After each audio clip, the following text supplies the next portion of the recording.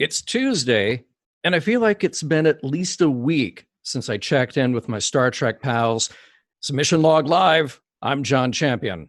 And I'm Ken Ray. It is All Hallows Eve, I think.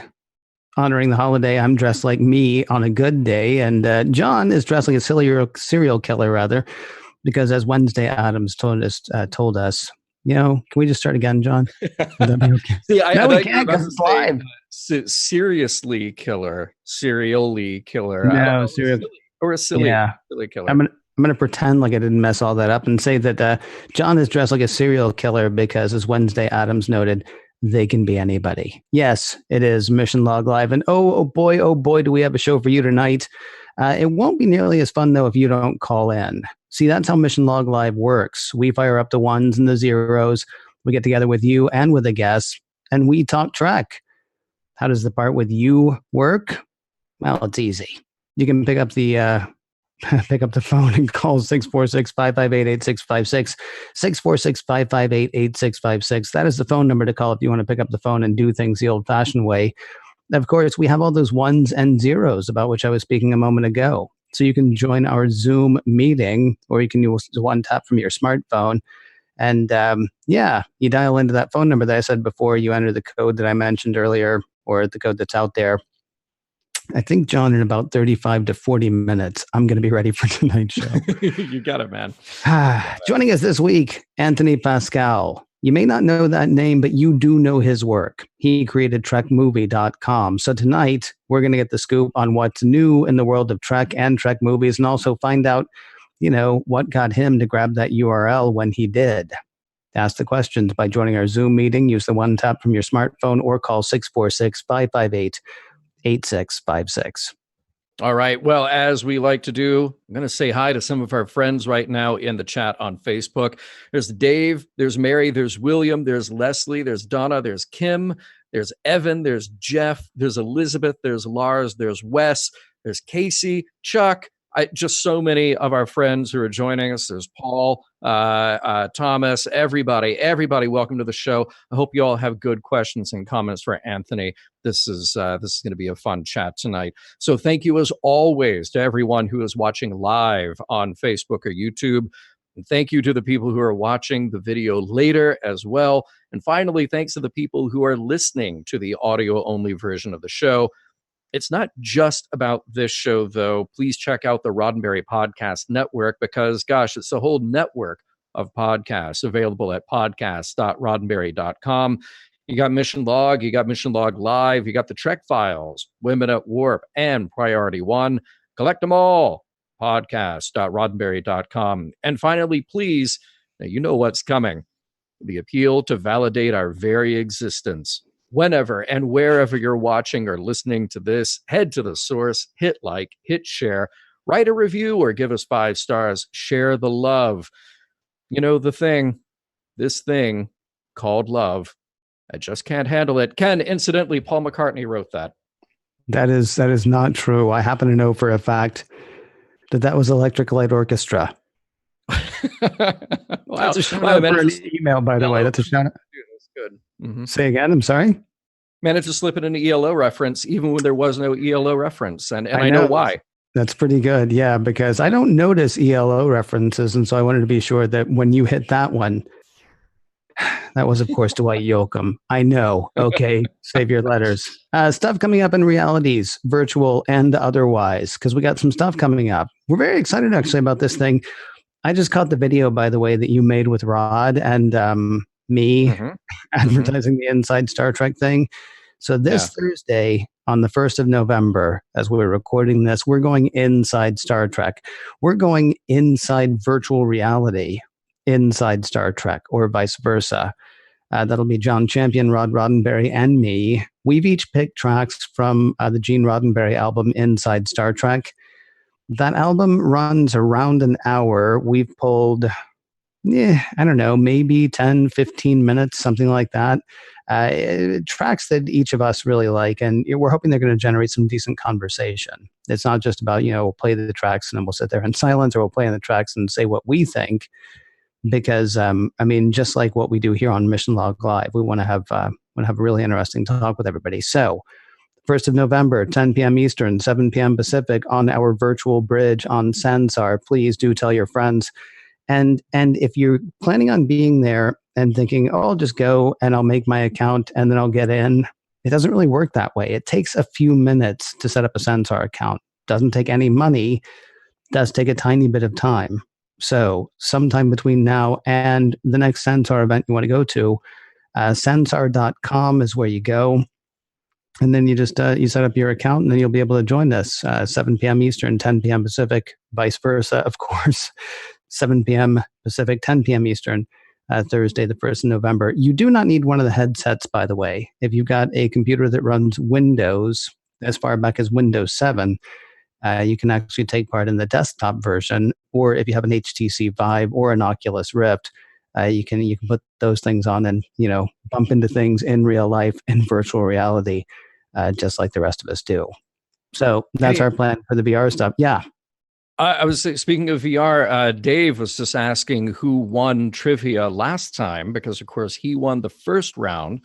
Last week it was Akara, and I want to say got 9 correct, and then the next closest maybe had 4 or 5 correct. So yes. Dave, you're sneaking up on you. So it'll be a very interesting final round. They're not sneaking up because it is a tournament. The next round, by the way, is on the 15th of November. But I mean, here's the thing. Dave won the first round. Akara won the second round. We have one more slot to fill. That can be somebody who's listening right this minute. It's not quite an elimination thing. Dave's in. And Dave is also in everybody's heads. Have you noticed every time we even mention VR, Dave's like, oh, by the way, I won the first round. So, whatever you people who are playing later think you're going to do. I won the first round, just saying. Says Dave. Right. He even sent a message to last week's players saying, by the way, I won the first round. I think he's playing the long game with the sort of the head game, man. You might be right. Coming up on our show. So remember that on November 6th, the next short trek will premiere. That will be Calypso. So we'll be live on the 13th talking about that short. Then on December 6th, you have The Brightest Star. So we'll be talking about that on Tuesday, the 11th. January 3rd, you have the Harry Mudd episode, The Escape Artist. We'll be talking about that on January 8th. And then on January... Yep. I hate to do this on the fly. I think November 8th is Calypso. Is that correct? Because November 6th is a Tuesday, and Discovery comes out on Thursday all of a sudden. You would be right. You would be right. So then, so we'll be live on the 13th after we'll still be. That show. Yeah, it's on the 8th. And then on the 17th of January, Discovery is back for the premiere of season 2. So we will be back the next Tuesday and every Tuesday after that talking about those episodes with you. Coming up also on this show, because we do non-disco talk when it's non-disco time, we'll have Dr. Andrea Lettamenti and Brian Ward. They're the hosts of the Arkham Sessions, but they're also Trek fans. And Drea is a clinical psychologist. She hosted the Psychology of Star Wars versus Star Trek at Comic-Con for a number of years. So we'll be able to have all kinds of interesting discussion with them. That'll be coming up in just a few weeks. Hey, Ken, it's time to talk about the poll. So last week, maybe a bit of confusion there. What's up with that? Right.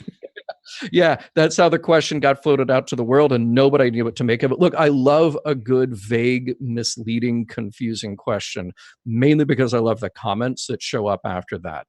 That entertains me to no end. The more vague, the better. But this was particularly vague because we left off part of the question. Oops. We reach 40%. Not surprisingly, the majority of you, 60%, said we do not reach. Not surprised at all. Yeah, that's not surprising at all. We wanted to go something a little less big this year, or this week rather. So tonight's poll question. All right, this week the poll question is new Trek, too much or never enough? Now, right now, people are saying never enough by a pretty wide margin. 90% of people are saying never enough. 10% are saying no, too much. So, as I always say, vote like it matters. Get your votes in. This week's poll question, new Trek, too much or never enough? Just go to our Facebook site, facebook.com/missionlogpod. Scroll up and down until you find the poll, and poll to your heart's content. Yeah. So, and I want to hear from both of those people. I want to hear from people in that 90% and people in that 10%, especially after we bring on our guest. So here he is now, Anthony Pascale. Now, as soon as Paramount had announced a new Star Trek film in 2006, that would be a full year after Enterprise was off the air, and that movie with a projected release in late 2008, they put it off until 2009, Anthony jumped in to create TrekMovie.com. I imagine it's a site that most of our viewers and listeners are familiar with. And then there were a lot more movies and TV series and books and games and everything else. It just doesn't stop. And there, with the finger on the pulse of all things Star Trek and Trek fandom, is TrekMovie.com. Anthony, welcome to the show.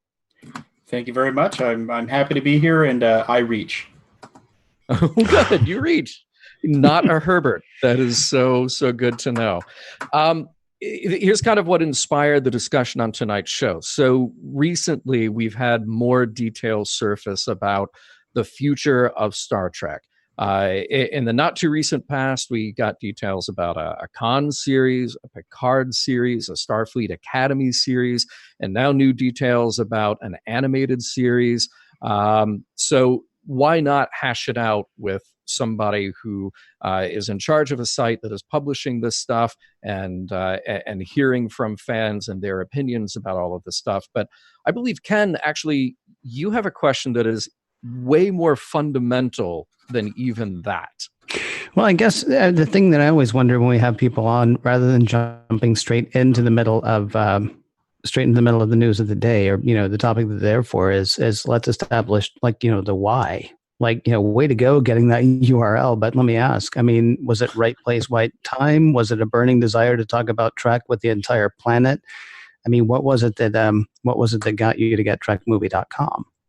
Well, it was the first website I ever ran. My background is in marketing, and I don't know, I was just a Trek fan, and in a way I was a born again Trek fan. I kind of fell out of it in the 90s.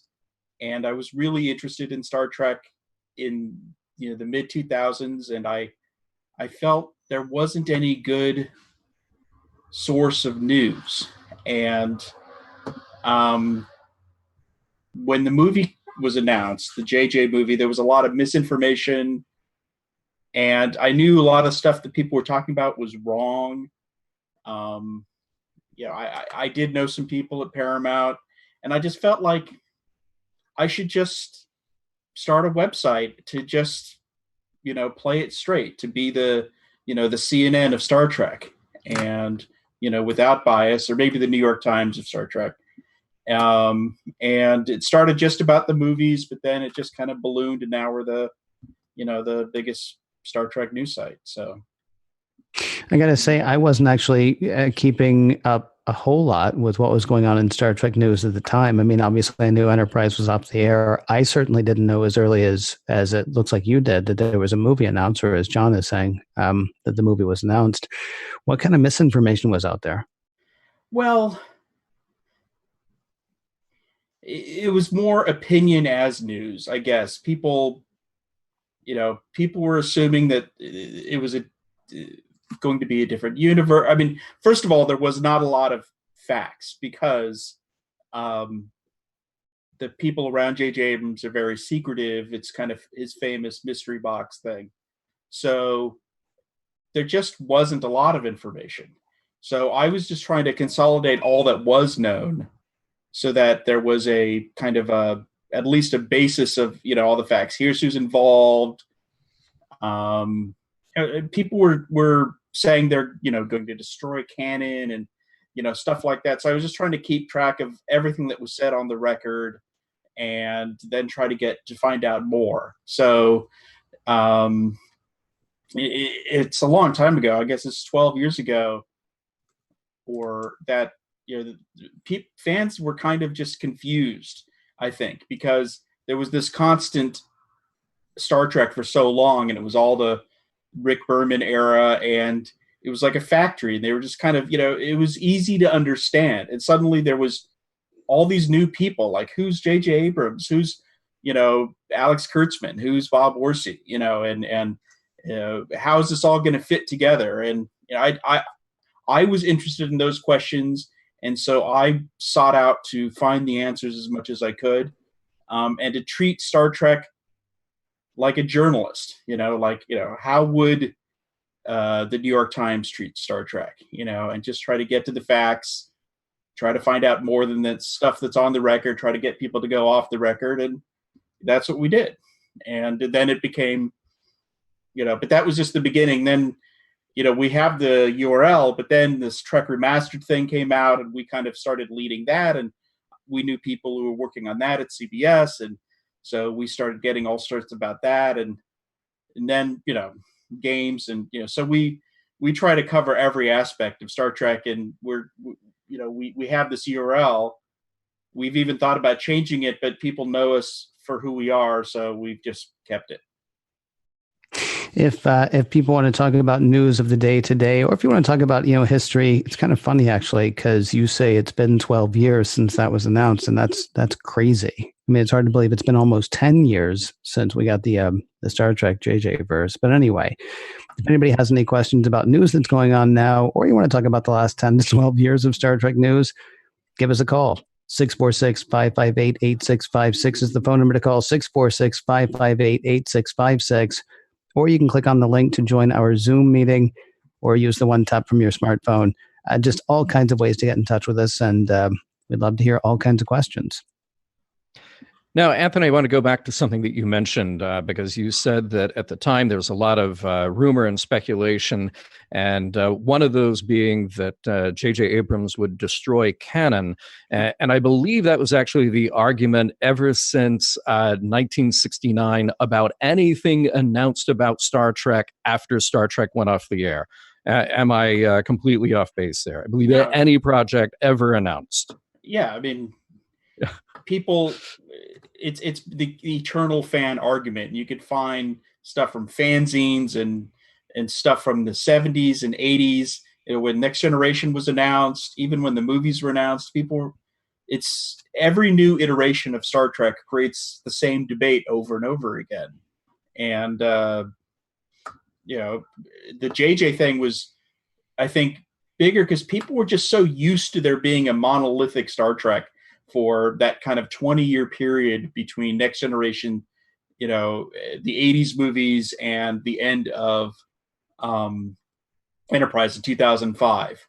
And there was, a strange comfort to it all. It all fit together. And suddenly there's this new thing, and they're recasting Kirk, and what does that mean? And does it destroy everything? And, there was a lot of uncertainty. I would say more so than some of the previous things, because for the first time ever, I mean, they did something that no one had done in Star Trek before, which was, they recast characters before, like Savick and stuff, but to, just to go back and to do a new Kirk and Spock and McCoy, I mean, that was new. And, this is not long after Ron Moore, and who's brilliant. So if you have to think about the time, so you think about what was big at the time. You had the Batman movies, right? The Christopher Nolan Batman movies, which of course were total reboot from the previous movies. And you had the Ron Moore Battlestar Galactica, again, a complete reboot from the original. And the word reboot was used, and that was kind of the biggest thing to people to kind of get their head around, is reboot does not mean destruction of canon. Reboot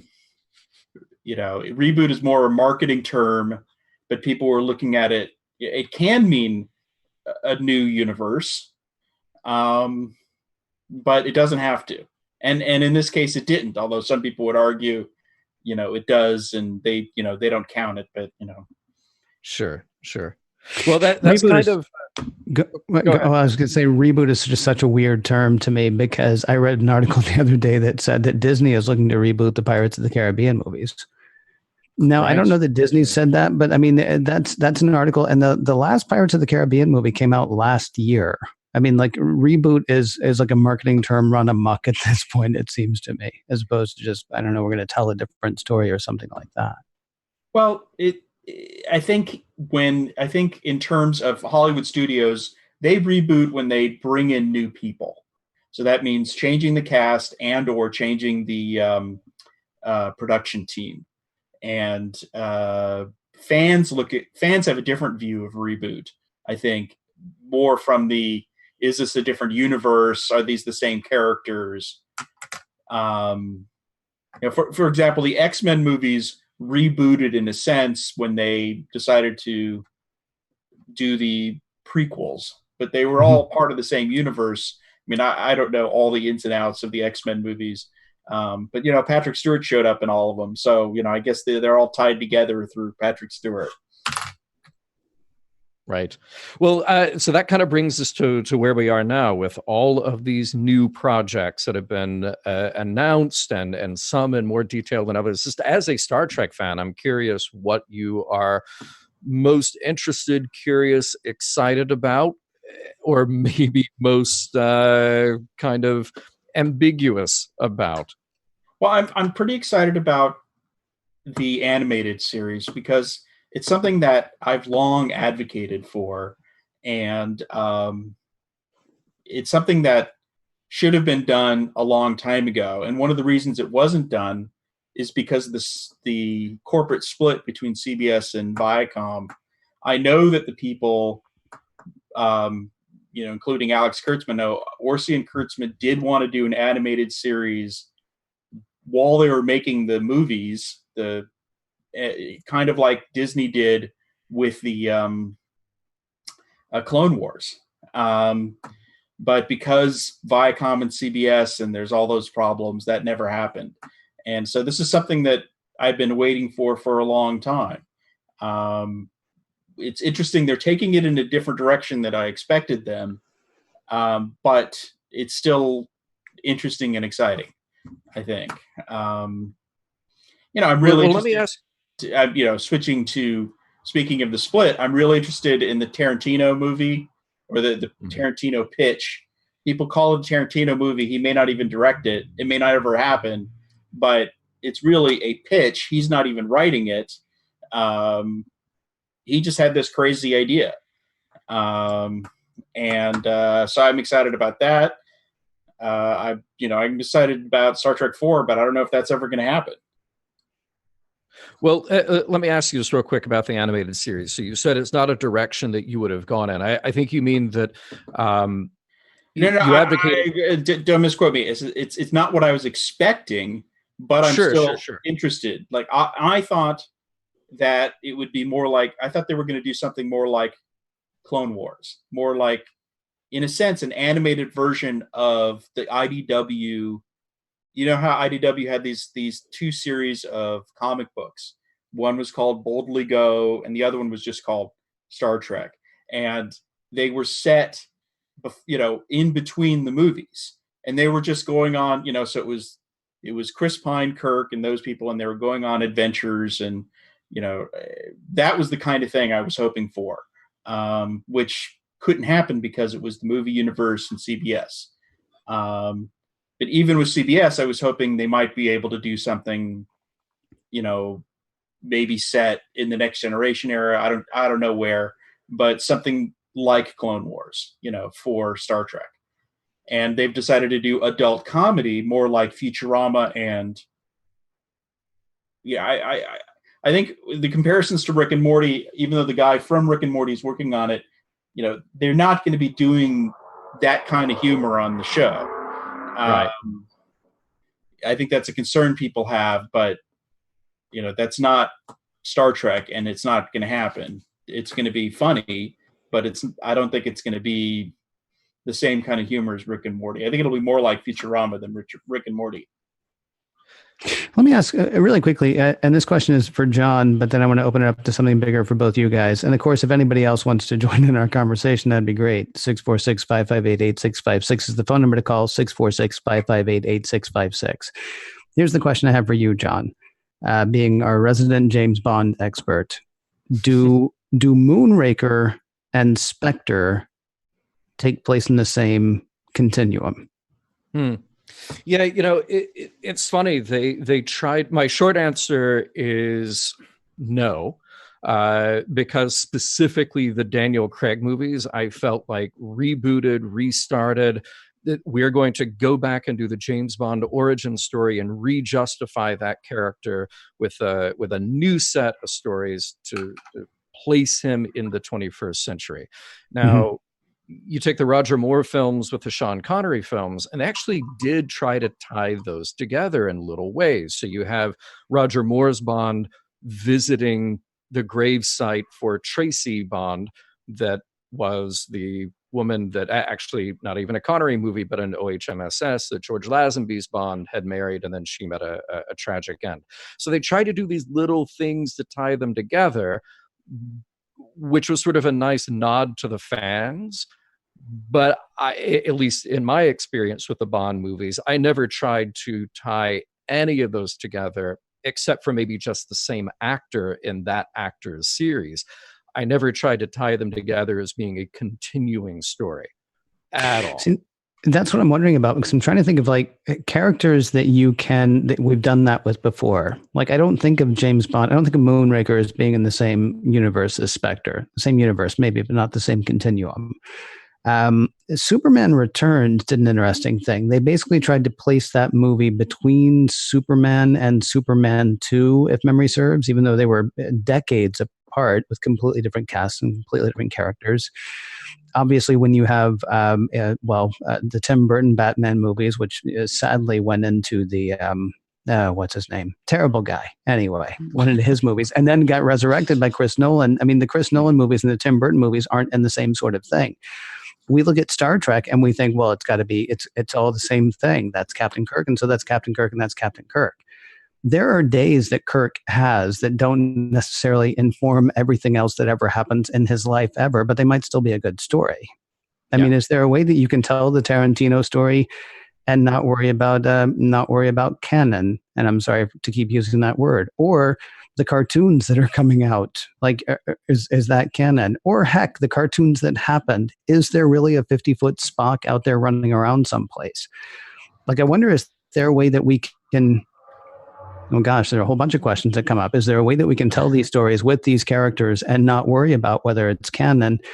But then, of course, the question is, are we still doing Star Trek at that point, or are we just telling stories with characters whose names we know? And I would love to hear any and all answers to those questions. Well, I think that it's an interesting question. Certainly the books do that, and the comics. I would be against Star Trek stories that, well, if you want to truly reboot, and there's no reason why J.J. Abrams and that they didn't just say, you know what, we're using the notions of Star Trek and the archetypes, but this is a new universe entirely, and it's not tied through time travel, and it's just a new thing. And that would have been fine in a way. And they could have done that with Discovery. But Star Trek has, for better or for worse, all tied together, at least film Star Trek. Now, we could debate whether the animated series from the 70s is part of that or not. And it's an open question as to whether the new animated series will be part of that. I do think that there is an interesting opportunity for just telling sideways stories. Certainly, comic books, that's the thing. Like, we were talking about Batman. Comic book fans are used to, they reboot comic books all the time. They do new continuities and all the time. And they don't try to tie it all together. So the Batman that was being written in the 80s and the 90s, and it's been multiple different Batman. So it isn't as big of a deal. For some reason, Star Trek, it has become a bit of a monster. And, if you ask someone like Ron Moore, he would say it's too big of a monster. You have to give the writers more freedom. You have to get out of the canon to have the most creative flexibility as a writer. And I know I've talked to writers who work on Discovery, and they'll work out some story, and then they find out, well, they can't do this and they can't do that because of this thing that happened on Enterprise or that thing that happened on Voyager. And to them, because remember, it's almost impossible to have all 700 whatever episodes in your head, and they have this great idea, and they feel frustrated sometimes, and I could see that. So, but that is what it is. Star Trek, the canon is part of what Star Trek is, and trying to work within it is, but I do think you could do. It's a short answer. I do think they could just make a movie and just say this is something different, and they could hand wave. It's a different universe. It's a whatever, it's like one of the many multiple universes. So this is Kirk, but it's not the same Kirk. Apparently DC's doing that. They're doing they have 4 movies they're making, all with the Joker in them, apparently. So they're going to do these, what I think they're calling them sideways or something. So they're they're going to do this Joaquin Phoenix Joker movie, which is not going to be the same Joker as a Joker in a different movie. And I don't know. I think people can accept that as long as you're upfront about it. As long as you don't try to weasel it and say, well, it is and it isn't. You should just be clear. This isn't, or this is part of canon. Don't try to be, well, it is and it isn't. Don't try to have it both ways. Just say, make a clean break and say, yep, this is not part of the canon. This is a different universe or whatever. No, but it's funny though, because I'm not a big fan of the C word anyway, as we've talked about on our show before. But take that other 50-year-old franchise you mentioned, Ken, the James Bond movies, and I know that there are very strong fan opinions about those movies, about preferring one actor over another, this and that, but it never occurred to me as a lifelong James Bond fan that I should be really invested in whether or not that one thing that happened in that one movie informed that thing that happened to another actor playing that role 30 years later. It just didn't matter to me. I guess. But in James Bond is a universe defined by a character. So each actor is essentially a reboot, although they've kind of, weaseled that, as you mentioned. Sure. With certain things like Star Trek and Star Wars, the universe itself is a character. I mean, in Star Wars, it's literally a galaxy far, far away. It's right there at the beginning. So, you can't ignore the universe that these things are set in. That being said, I'm the farthest thing from a, fundamentalist canon person. I just think that you certainly, with Star Trek, have to address it. You can't be weaselly about it.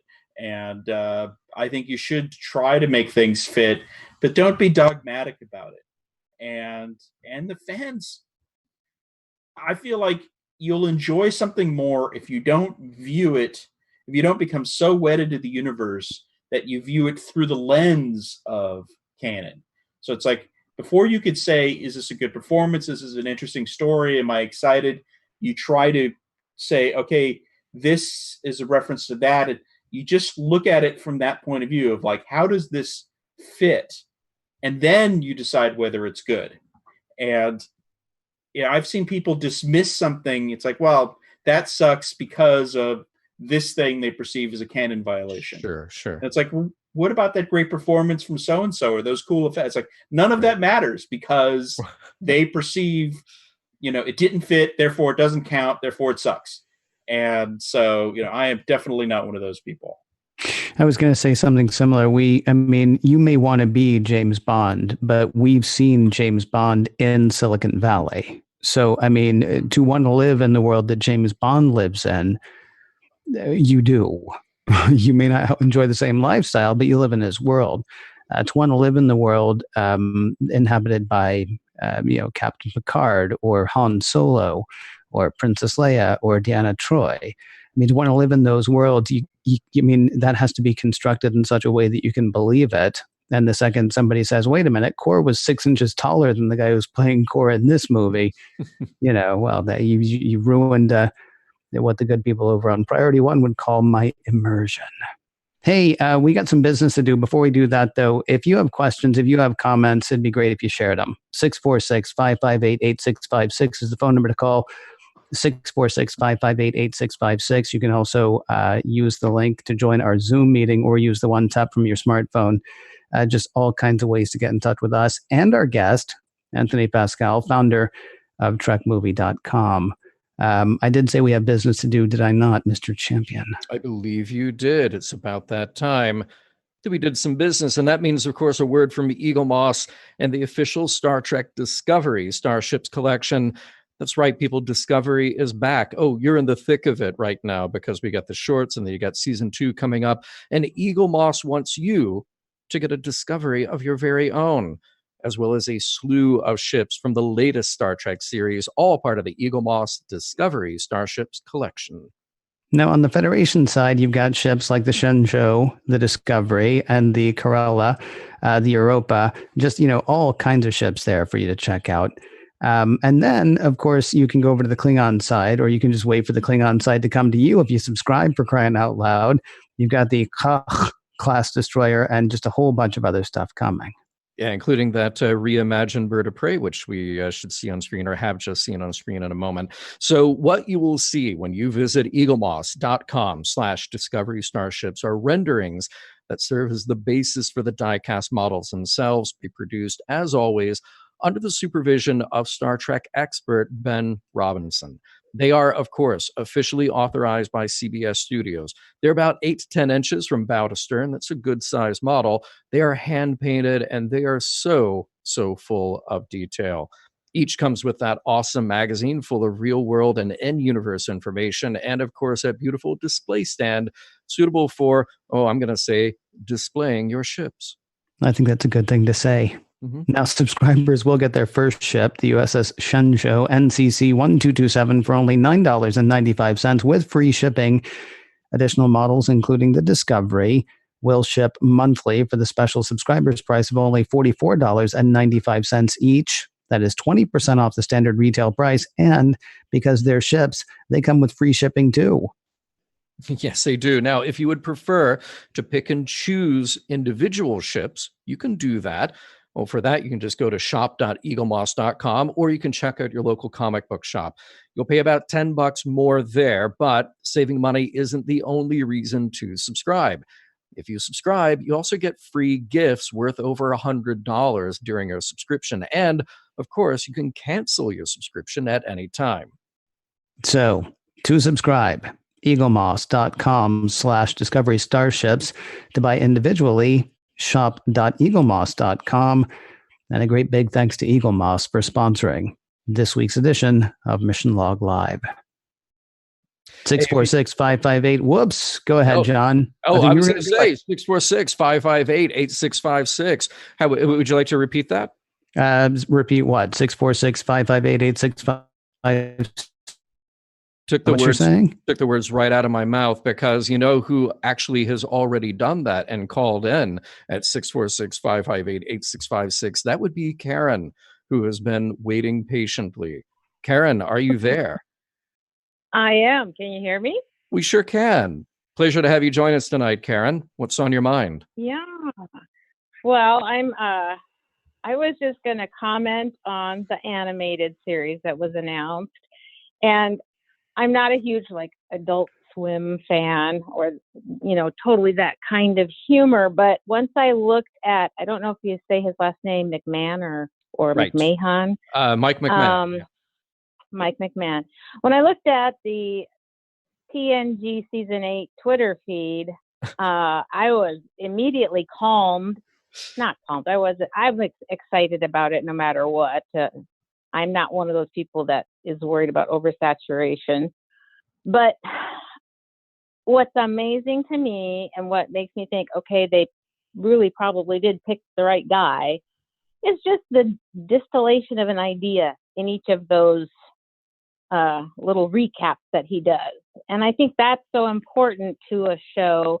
And the lower deck idea, you just couldn't do, it's not a drama. When you look at people that are, the yeomans and the crewmen, it just couldn't sustain a longer show. And it's just kind of, I think of it as being possibly more Office-like, because I don't think it'll get the full Adult Swim treatment. And I was wondering what y'all thought about that. I think that's an astute observation about The Office. It's like, what would it be like to work in Starfleet? Just, Right. but you're not on the Enterprise. You're in the USS, Dunder Mifflin Scranton, and and you're not on the bridge. You're, in, Hydroponics Bay 5 or whatever. And, right. It's an interesting, it's a comedy set in the Star Trek universe. But which is extraordinary. But I still feel like it'll be a sci-fi comedy. Right. Not just, so it won't just be office hijinks. So it won't be ensign, one ensign playing pranks on the other ensign. I feel like, it'll be. You're in an extraordinary setting. Right. There'll be weird aliens and, multiple universes, but it's like, what is it like for those people when they're in the mirror universe? Is it, and when the stakes aren't, saving the galaxy, but, just getting this, shipment of dilithium on time, Or what are those people doing during a red alert when, it's like, Ensign Smith is shaking in their boots because, they don't have control. They're not in the know. You mentioned the Twitter account. You probably know this, but if you don't, that he made that into a book as well with some other stuff. Yeah, I did hear that. So, and it's available on Amazon, and so you may want to check that out for sure. Yeah. I was just very impressed with his ability to catch the nuance of Next Generation in these 2-sentence lines, and give it a whole. I can just imagine giving that to a group of writers and then working your way back out from that. So I'm kind of encouraged that I think it could be really good. Yeah, I think that's a very open-minded, and it looks like you're gonna hopefully have something to enjoy because you're seeing this for what it is, which is Star Trek is expanding, and something that we've done some interviews with the producers, and they've been saying since the summer that they're looking for variety. They're looking for different tones, different formats. So, if there was no other Star Trek on, so let's say there was no Discovery, there was no Picard show, there were no movies, and CBS just announced, oh, we're making a Star Trek comedy, and that was going to be the only Star Trek show, and there were no movies, I would not be happy about that, because that would feel to me like they had given up on Star Trek, that they're turning it into a joke. But now it's part of this large variety pack of Star Trek. And so the library, that's nice, Right. And so you're going to have the Picard series and Discovery, and there's some other TV stuff, and those are all going to be deadly serious. The Picard show is probably just going to be very serious. Yeah. So if you want serious drama, you're going to get that. They're not taking that away. And so I like that this is part of this, wider scale of and scope of Star Trek. And it's a risk, but I think it's interesting, and it's certainly something worth keeping an open mind about for sure. So, Anthony, you kind of took the words right out of my mouth. I mean, I look forward to the idea that there are multiple types of Trek coming down the road, that you'll have live action, you'll have animated. I mean, God knows Discovery was deadly serious in the subject matter. So I look forward to lightening it up a little bit. When they announced this show, I thought, well, Mike McMahon is a great choice because he definitely knows his stuff. But I also thought, ever since I started going to conventions, there were always people who were writing parodies, who were making Star Trek film parodies. Gene Roddenberry going around showing the blooper reel was a highlight of his college lecture tour in the 70s and 80s. There have been Star Trek jokes and Star Trek parodies ever since there have been Star Trek fans. And I like the idea now that you're putting that into the very capable hands of someone who makes good comedy that knows the subject matter. And I really kind of wondered and worried, have Star Trek fans become so serious that they can't even accept the idea anymore of the inherent comedy in Star Trek? Because I know that when I go to conventions and see film parodies and all this stuff, that was kind of always a highlight. You're having fun with the thing that you love. So I have no doubt that there will be some love and care and attention in this show. What we don't know yet, as Anthony, you pointed out, we actually don't know the style yet. You know, there's Futurama, which is a good, successful sci-fi comedy animated. There's Rick and Morty, which is also a good sci-fi, successful animated comedy. Very different styles, very different approaches, very different subject matter.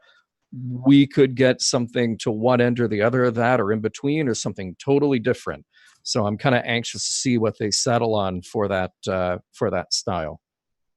And I'm a fan of the original animated series, and I totally see moments in that were put in not for the Saturday morning kids, but actually for adults. There's just some real little pockets of really funny stuff that were deliberately placed there, in my opinion. And I'm like, I think it's great to have the animated series be more comedic. Comedy doesn't mean no drama. Yeah, no. And comedy doesn't mean that it's not smart either. Right. So, which again, like Rick and Morty, like Futurama, I think that's a good point. And it's interesting that they didn't make something more geared towards kids or younger kids. If you look at the latest Star Wars show, Star Wars Resistance, which is the latest animated show, it's, again, Star Wars has a variety pack approach. And with this one, they're focusing it more on younger kids. It's less heavy. It's less serious than the previous two animated series, Rebels and Clone Wars. It's a good show. I'm not the biggest fan because it's really not meant for me, and I think in a way that's fine. And that's something that some Star Trek fans, if you're just maybe we don't have to like all Star Trek. That's another thing. Let's say they make a show that's like a CW type teen drama set in Starfleet Academy. I'm not saying they're doing that, but let's say they did that. Okay. So I'm not, I don't watch Riverdale. I don't watch a lot of the CW shows. Can we survive there being a Star Trek show that's meant for someone else? I'm fine with that. We'll have to cover it on the website, but it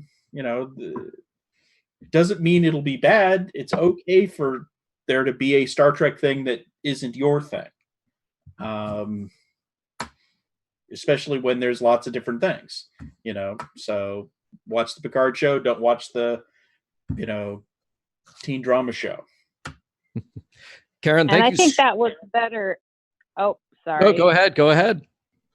I was just going to say, I actually think that works better in today's television panorama than, say, in the late 80s, 90s. People, I didn't have oversaturation, but, people said, oh, it was getting thin. And, well, we live in such a different television technology now, and that ability to pick and choose is so different that a variety like this and having Star Trek that is yours and Star Trek that is other people's is probably going to make it more successful. It'll certainly broaden the audience, or at least that's the objective. Yeah, I mean, I consider myself a Star Wars fan for sure. I've seen all the movies, haven't seen any of those animated series yet. People tell me they're great. So maybe one day when I have time, I'll sit down and watch them. Right. They just haven't been, sort of at the forefront for me. But I don't feel like it's taking anything away from my Star Trek fandom that I haven't seen those yet, or that I might find some of those and they may not be for me. I kind of want to circle this back to our poll question because that's really what kicked this off.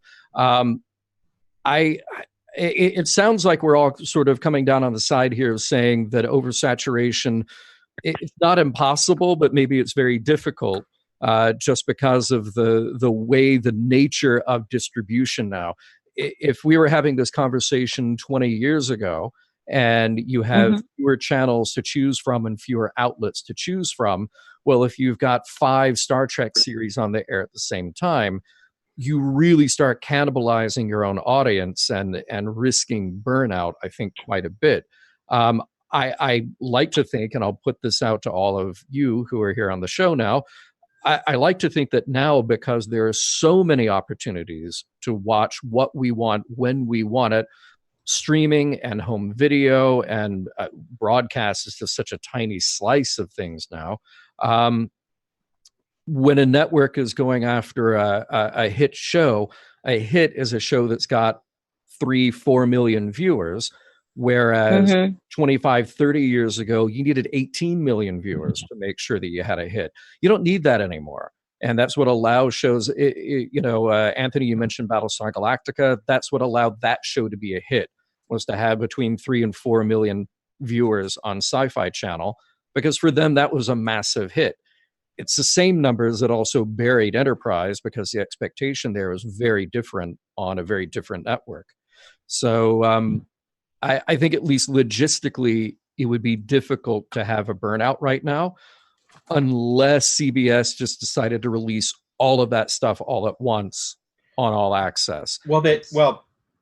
Again, if you follow TrekMovie.com and you read our exclusive you would know that that's exactly not what they're going to do. Precisely. Right. Yeah. They are planning on spreading it out. They don't want things to overlap. They literally talked about there being no burn. They want to avoid burnout. And this is one of the reasons also why they want variety. I think it's fair to say that if you were a casual fan and you saw Star Trek, some of the Star Trek in the 90s, you could possibly get confused by the different shows or think they're too similar because they felt similar. I mean, maybe there's nothing wrong with that. The various SVU and Law and Order shows feel similar as well. CBS has a lot of success doing NCIS shows that feel similar, but maybe it just isn't as good for a fantasy universe to do that. So I welcome the different tones and the different styles that they're coming up with. And so I don't think you run into oversaturation because there won't be too much of any one thing. Yeah. Karen, thank you very much for calling in this evening. We really do appreciate it. And give us a call back sometime, okay? All right, thanks. The lightning round is coming up in just a moment. Yeah, you know all about the lightning round, don't you, Anthony? Oh, John. Oh, sorry. Was I? Yeah. Oh, John. We didn't talk a lot the other day. We just talked a little bit. Sorry. Yeah. I mean, I know what the phrase be. Oh, Anthony's a pro. He'll be fine. Before we get to the lightning round, though, well, then you're halfway there. In fact, I think you may be ahead of anybody who's played so far. Really quickly, though, I want to let people know to stay on Facebook as soon as this show is over. Well, soon after this show is over, because that's when Priority 1, a Roddenberry Star Trek podcast, kicks off. Every Tuesday at 11 Eastern, 8:30 Pacific, Elijah, Kenna, and Anthony bring you news from all over the Star Trek multiverse. It's TV and movie stuff, it's gaming stuff, and it's just a boatload of fun. Now, if you can't be here for the live show tonight, Friday, what you want to do is you want to go wherever you get a podcast, say your iTunes, your Stitcher. I think there are some podcasts over there, all kinds of places, or podcast.roddenberry.com, because that's when the edited show goes up. But if you're looking for something to do after this show, facebook.com/Priority1 podcast and settle in for Priority One, a Roddenberry Star Trek podcast. Part of that spread the love thing that you were talking about earlier, John. Yeah, I'm glad that you took that to heart. Yeah. So the lightning round, you've already said, Anthony, you know what a lightning round is. So really all there is to do is strap in and let the questions fly. John, you're up. Anthony, your favorite Star Trek antagonist? Gulticott. Nice. Favorite beast from Star Trek? Did you say beast? Beast. Yep. Or just look or in general? Yeah, just whatever pops to mind, man. I'm going to go with the salt vampire because it's the first. Wonderful. Oh, that's excellent. That's an excellent answer. We would also accept Horta. 1-1-3, creature. I'm sorry. It's the technical term. Yeah. No problem at all. What's your favorite holodeck character, Anthony? All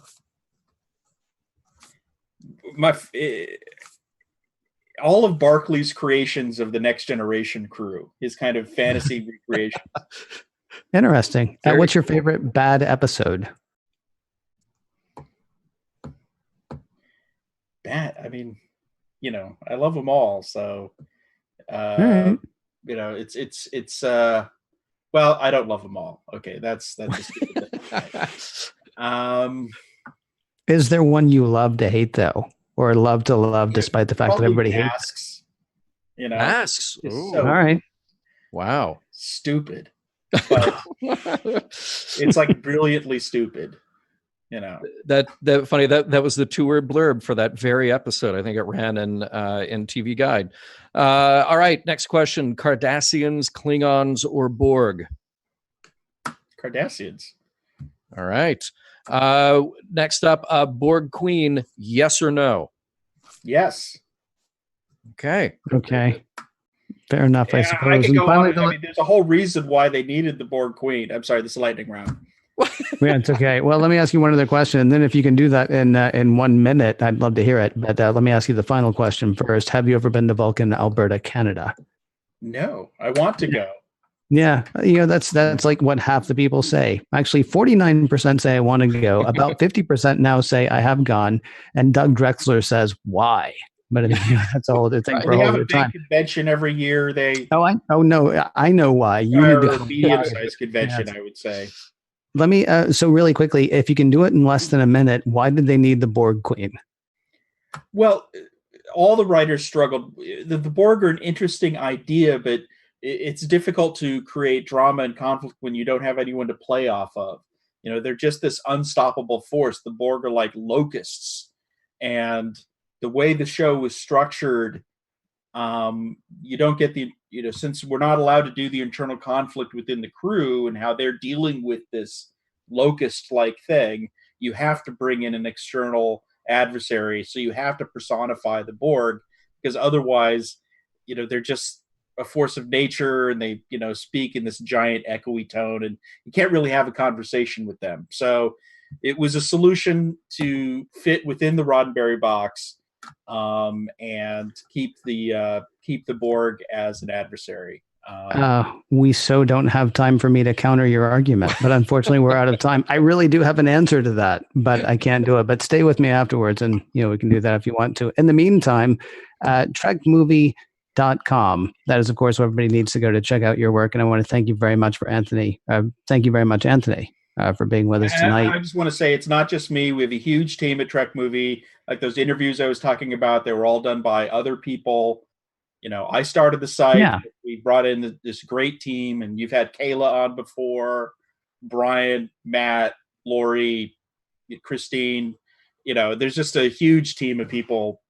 I am merely a figurehead, and not even a good one at that. So, it's not just me. Right. No, I understand. And everybody should check out, the work that everybody there movie.com. In the meantime, Mission Log Live is produced by Roddenberry Entertainment, executive producer Rod Roddenberry, technical production on Mission Log Live by Infinity Networks, producer Brandon Bradley. Be sure to check out the Mission Log shop. What you do is you go to missionlogpodcast.com, click on shop in the upper right-hand corner. All kinds of designs there that you can throw on all kinds of things, mugs, t-shirts, and yes, tapestries. Mm-hmm. Be sure to visit podcast.roddenberry.com for the latest from the Roddenberry Podcast Network. Thanks to everybody who joined us live or later, and we will talk to you next week.